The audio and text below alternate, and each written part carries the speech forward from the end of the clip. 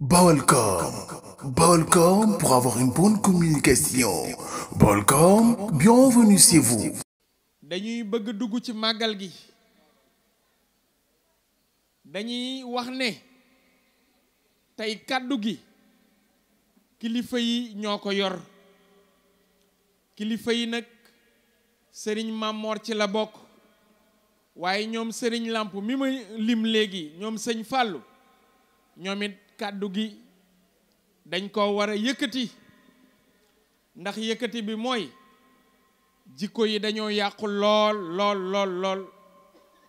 ba tax na nag ñu war ci wax ci màggal lañu jëm Cheikhul Khadim sëriñ bi tudd na ko léegi moo waral lépp waaye dañuy gis ne bu ñuy dem ci màggal gi jikko yeeg comportement yi dafay doy waar lool kon loolu war nañ ci yëkkati kàddu yi quartier bi bokk na ci quartier bi nga xam ne nii defe naa ci njaareem en tout cas bari na ay transporteur bu ko ëppalewul kon ñooñu dañ leen di ñaax ci bu ñuy yóbbu nit ñi ci màggal gi nañuy yab bu normal nañuy fayeeku aussi bu normal ndax defe naa ne xëy na nag dañ ko mënul a maye mais buñ ko mënoon a maye dañuy teg seeni oto ne ku bëgg a dugg nga dem màggali nga dugg te doo fay dara kon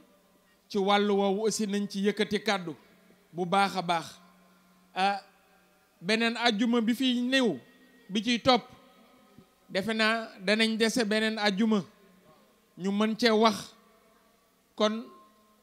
ci jikko yooyu la ñuy woo nit ñi nañ defaraat jikko yi defaraat taxawaay xiroo ŋaayoo bari na ci réew mi loolu war nañ ko seetaat bu baax kon rek di wax ne bég nañ lool teew fii ci bërëb bi di sant bu baax a baax di ñaan nii ñu fi ñëwee nii ren fekk fi ñii ñu fi fekk bu déwénee yàlla bu ci kenn manqué te bu déwénee bërëb bi yàlla na yokk ñun ñii fi ñëw tamit yàlla nañu ñëwaat ànd ak beneen délégation bu ëpp solo. Balcom. Balcom pour avoir une bonne communication. Balcom, bienvenue chez vous.